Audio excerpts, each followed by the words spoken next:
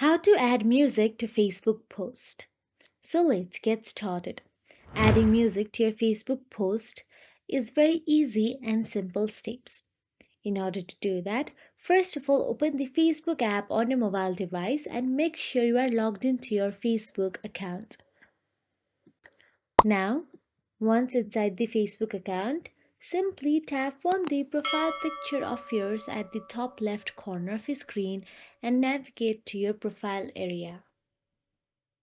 Now, once you tap on it, then once in your profile section, scroll down and let's post a photo in order to add music on that Facebook post.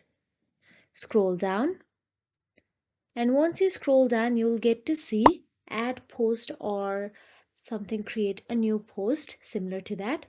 Simply tap on it and tap on the gallery icon available there or photos icon available there. Now tap on the photo you want to post. Then once you tap on the photo, again tap on the photo in the edit section, and here you will get to see music icon available at the top. Tap on the music icon.